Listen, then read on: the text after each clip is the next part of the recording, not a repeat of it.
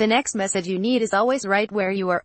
ram dos. I want you to go back to New Year's Day 2009 with me for a second. I'd recently left a job and was embarking upon a new career, one in which I was self-employed. I pulled out all the stops and created a vision board that contained all of the things: how much money I wanted to earn, how I wanted to dress, where I wanted to vacation, how I wanted to eat, and everything else I could think of. I thought if I created this vision board, if I planned out exactly how things would go, somehow I'd find satisfaction and peace. I remember later that same year visiting my then boyfriend, now husband, when he was working out of state. The area where he was working was gorgeous, and I kept writing down the future I wanted, what it would be like to live in a place like this, how it would feel if only we could afford a place here, near the ocean. I also remember being obsessive and miserable. None of the stuff I was clinging to so tightly worked out.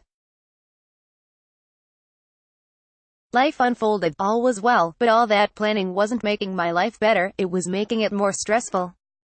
Every year, I'd come up with new goals, new dreams. Almost always they'd have something to do with controlling the way I ate, or how much money I made, or how to figure out the right career for me. Even last year I bought a big old notebook, divided it into sections for each month, and wrote down goals. Big goals for the year, smaller goals for each month, all things designed to bring me the happiness I was seeking. But this past year has changed me.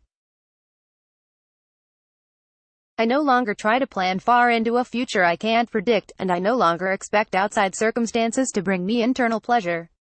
I'm not exactly sure what happened, but I know pushing myself to visualize the life I wanted, over and over again, and obsessing about writing down my goals finally got to me. I finally got to a point where the last thing I wanted to do was think about those things. I wanted something new. I wanted to meet each moment where it was and ask myself, what's next? What should I do now? Recently I was letting my mind spin into high anxiety mode. I was freaking out about money and career and every other thing you can think of. Instead of my usual planning and searching and trying to come up with something to work toward, I sat down. I got out my notebook. I opened it, and I asked myself, what can I do right now to feel better? I don't remember what the answer was, but I'm certain it was something along the lines of, take a deep breath, or, lie down, or, relax. In fact, that's often the answer I get when I stop and ask what to do in the moment. It may seem weird, I mean, shouldn't we be planning for our retirement? Maybe sometimes, but more often than not I believe stopping and realizing this is it. This is the moment to stop and breathe. This is the moment to chill out. It is a better way to live, at least for me. I feel happier and more settled this year, and I don't have a resolution or goal in sight. Here's how I'm approaching life nowadays, with the intention to stay in the moment and simply do the next right thing. I didn't come up with any resolutions for this year. Okay, I guess I have one, but it's an intention, not a resolution, to remind myself to check in with the present moment rather than letting my mind go in circles trying to figure out what the future holds. Because that makes me feel worse, not better. I committed to letting go of obsession. I'm still human, I still have things I hope to achieve, and I still have dreams for where my career might go. I still have lots of places in the world I want to visit. I'm not giving up, I'm just doing things differently. As soon as I feel my anxiety start to rise, as soon as I start to think the same thoughts, or worry the same worries over and over again about what the future may bring, even if it's something positive, I stop. I stop thinking, I stop planning, and I breathe into the moment. I remind myself every single day to ask myself what's next right now. Not what I should do next year, not what my 5-year plan should be, what I should do in a minute or two from now. The way I do this is pretty simple. I either pause for a moment and see which thing seems like the most delightful thing to do next, or, if I'm in a stressed out place, I pause and write to myself. It's journaling, really, but a type where I'm having an internal dialogue with what I think of as my heart.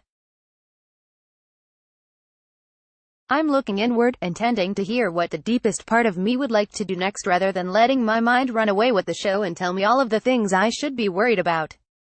I sit still, breathe deeply, think about something that makes me feel calm and content that usually involves imagining or petting one of my cats, and then write down a question. I ask what to do now. I ask what I can do to calm down. Then I just listen.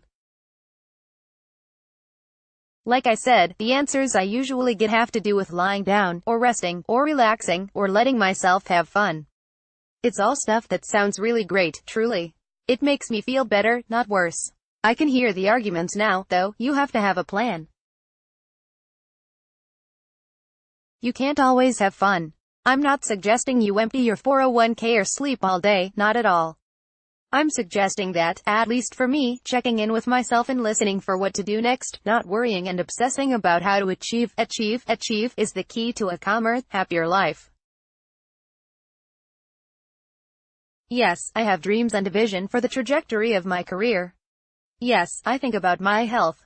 Yes, I have plans to travel this summer. But I think about those things when it's time to think about them, like in the exact moment I'm at my computer and can look at rentals on Airbnb. I don't need to worry about it, stress about it, and think about it at other times when I can't do anything to change it. The same goes for everything else in my life. I can't become an overnight success. What I can do is find out, in each moment, what would serve me in moving toward the ideas I have for my career. Sometimes I truly think I'm being told to rest because that is what will serve me best, because I need a break. It's simple though not always easy. Slow down and check in with yourself. See what the next right move is, the thing you should be doing in the next few minutes. I know it makes me feel calmer and more centered, and so